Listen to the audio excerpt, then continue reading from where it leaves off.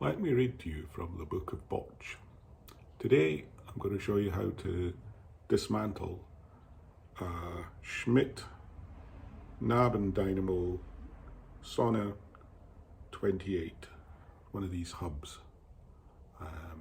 They're quite tricky to get into, so I'll show you how to do that now. The proper tool is a 10-fingered spline key for these 10 things with a gap. But if you don't have 170 bucks, you can use an old woodchuck and just put in M6 bolts. And then this will fit in there like that.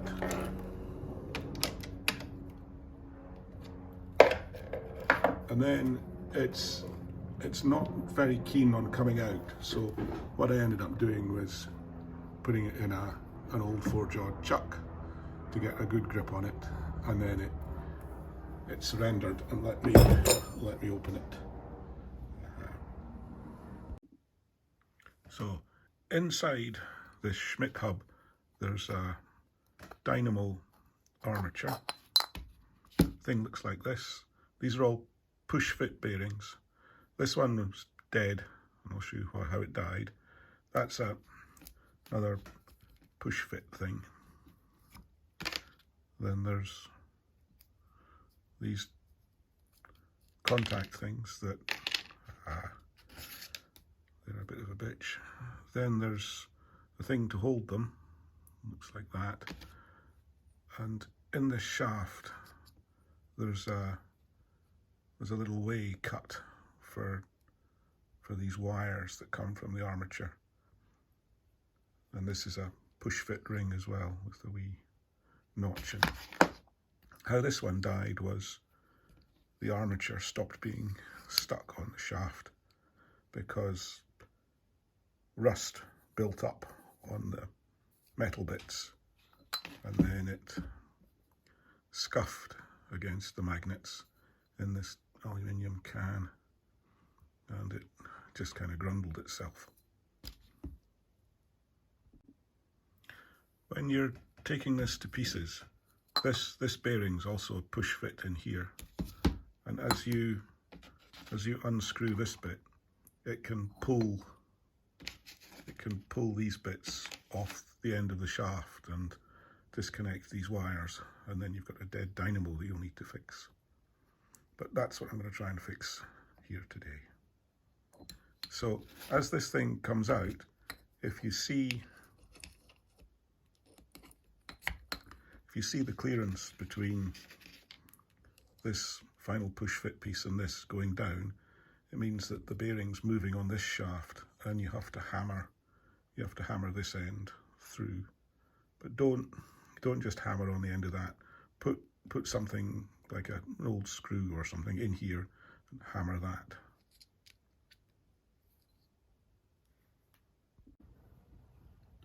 As you can see, this push fit ring, this set of bearing and push fit ring, there's a bit of extra clearance there that we need to fix. So the best way of fixing that is to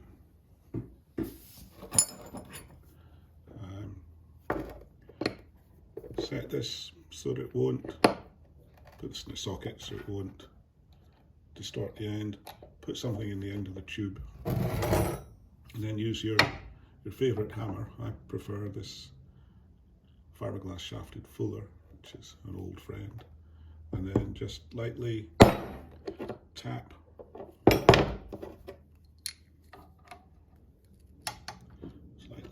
the thing. That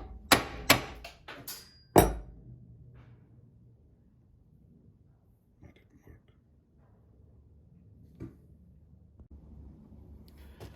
work. If lightly tapping it doesn't work, don't force it, just get a slightly bigger hammer. There. Perfect. To fix this thing, this armature has to be locked to this shaft. So I'm going to do that by spreading super glue.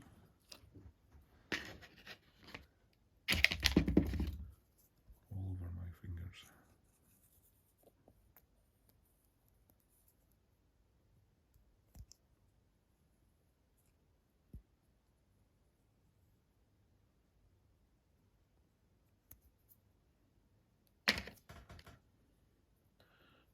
These wires have to line up with the groove that's been keyed into this shaft.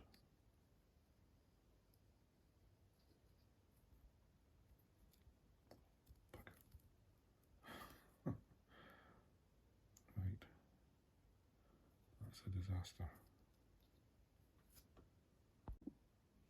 Okay, that was a botch. Turns out you don't need super glue all the way down the shaft, so just going to put a little bit round the bottom.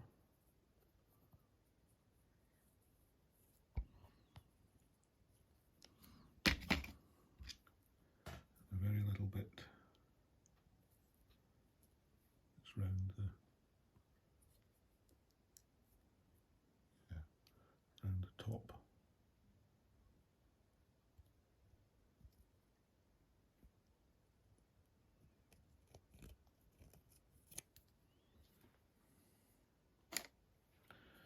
And I'm going to line them up.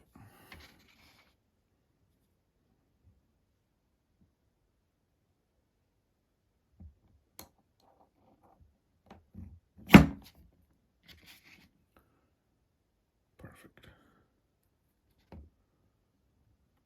Just going to let that dry. This is the trickiest part, is to solder these wee rabbit ears back onto the wire that's been stuffed through the channel in the shaft. So I got some new wire from a USB cable, so it looked quite good wire, and I've tinned the ends, and I'm going to put this thing in here.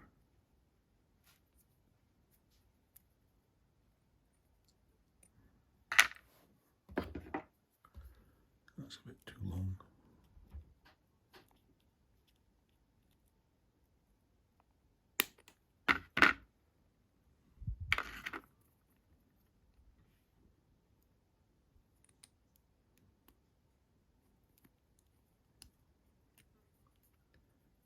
Hold it in place with the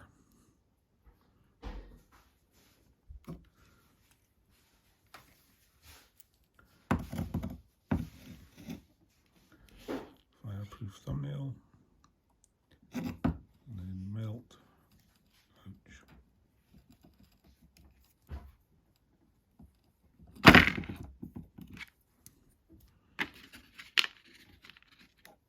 Still too hot.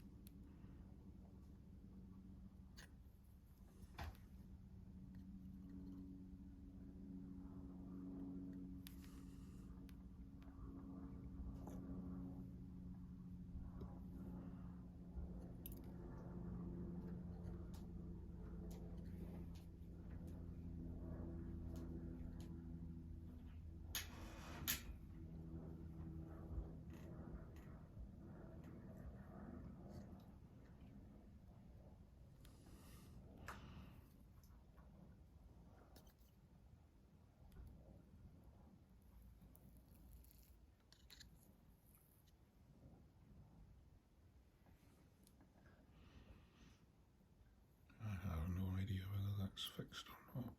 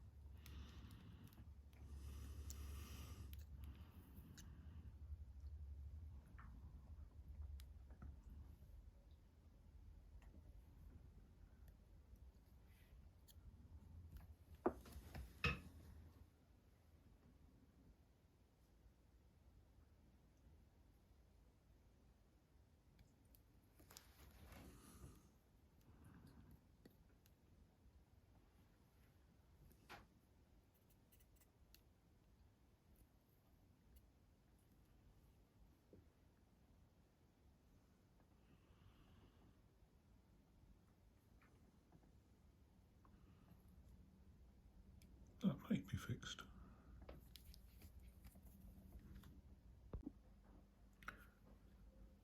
The next thing is to tin the ends of these wires so that they'll take solder. So you want to heat the underside of the wire.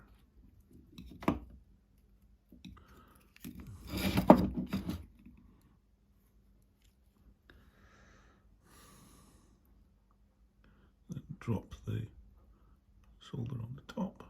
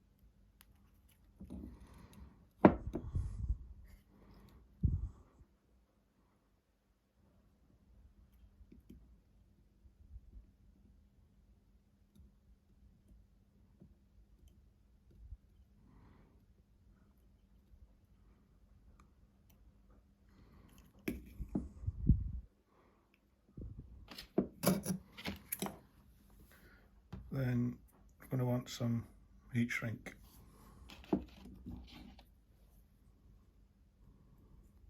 Obviously you have to remember to put this on before you join the wires together.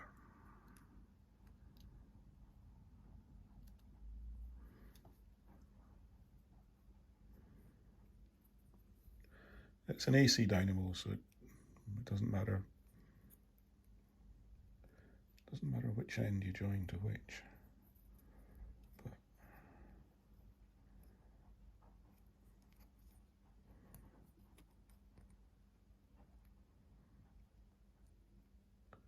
so the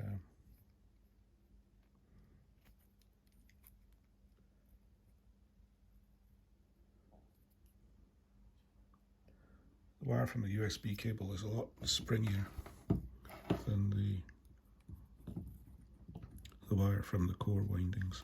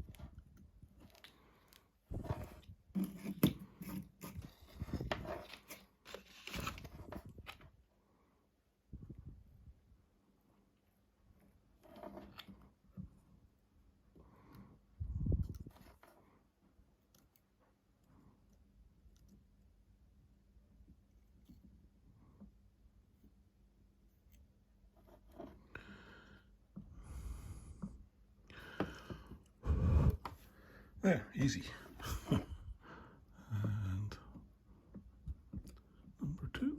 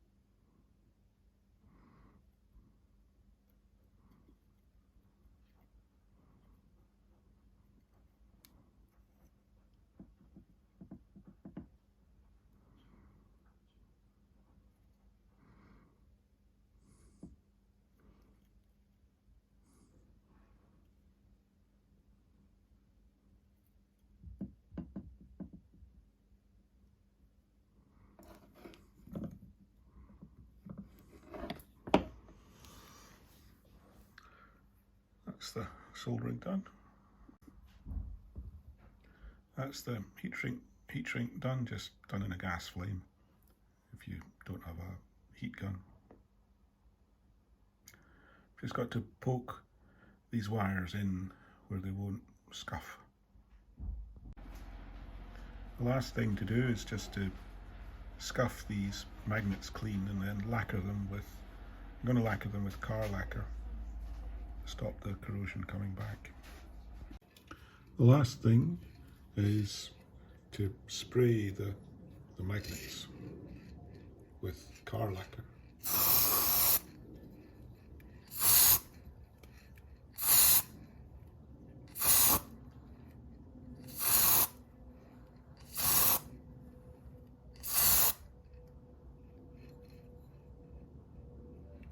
I'm not sure if this will help in reality, but it makes me feel a lot better.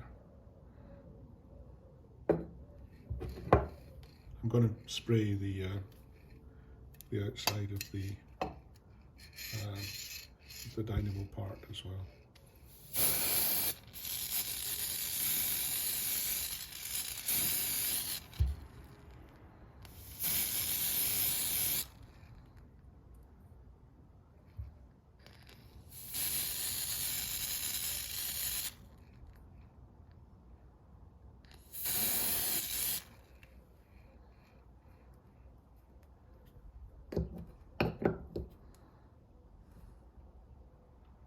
Just leave it to dry.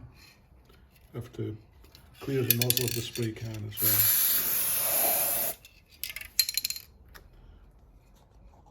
well. And just, I'll have to, next thing is just to reassemble it.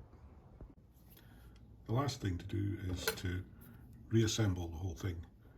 So I'm going to put some Vaseline on the threads.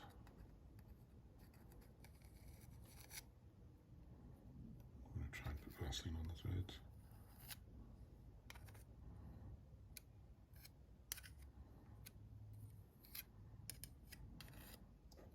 And on the bearing, try and keep the moisture out. So this is all, it's all nice and shiny now that the rust is off and it's been lacquered. Beautiful.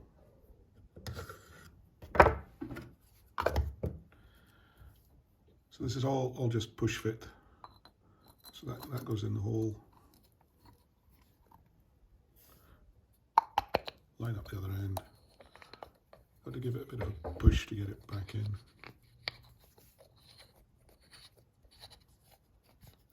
It's all slippy. Then the easiest thing to do is to stick it in the jaws of a chuck.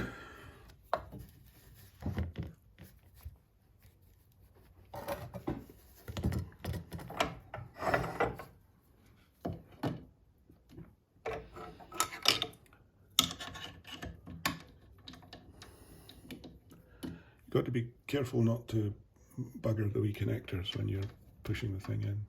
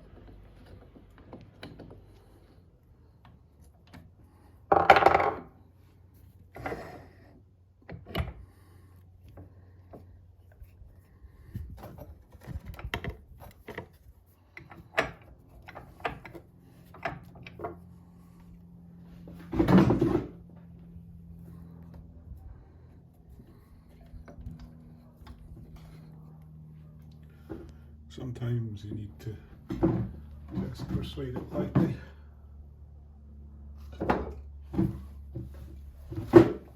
Just use the back end of a rubber hammer.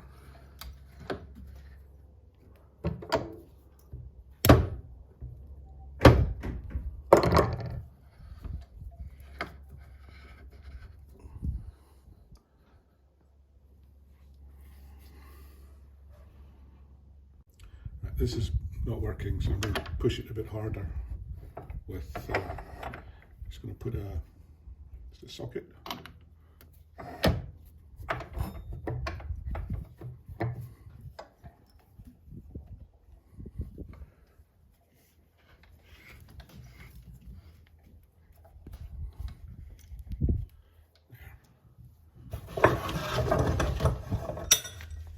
And if it's a bit stiff, then you need just a strap wrench.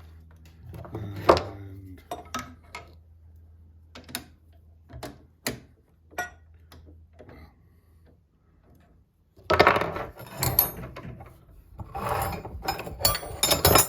put one of these wrenches.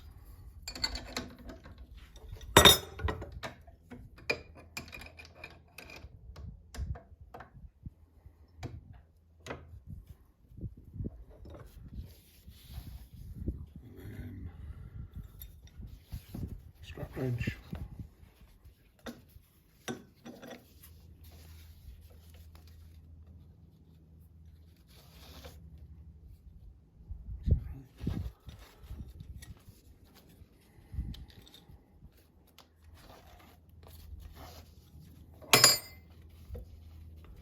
Strap wrench over like that.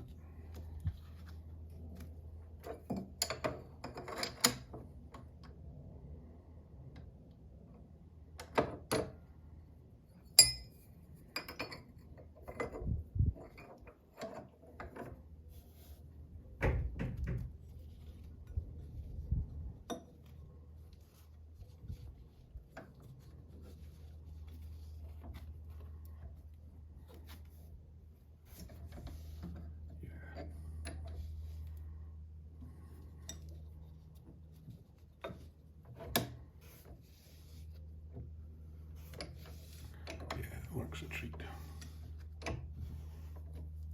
Obviously keep some pressure on it.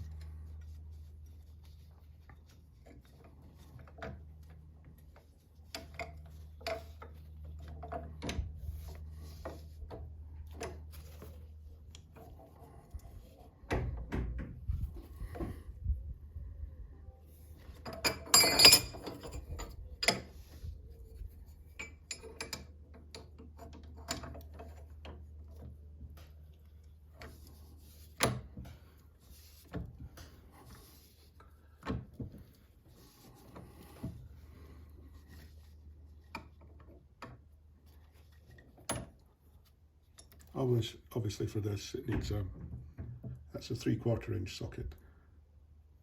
Imperial sockets are much better than metric ones.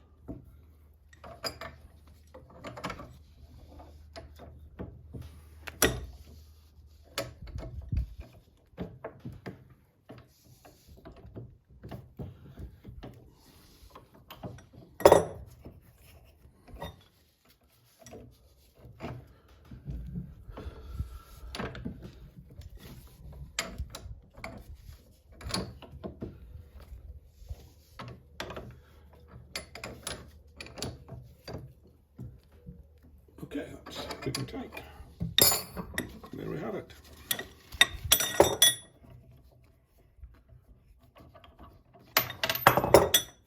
One,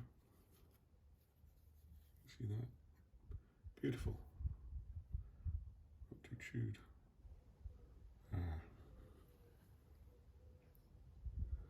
That's not great. Now I seem to have lost the wee ears, which is a bit of a bugger. Well, you can sort of see how it was meant to work, but I think I've ruined this one.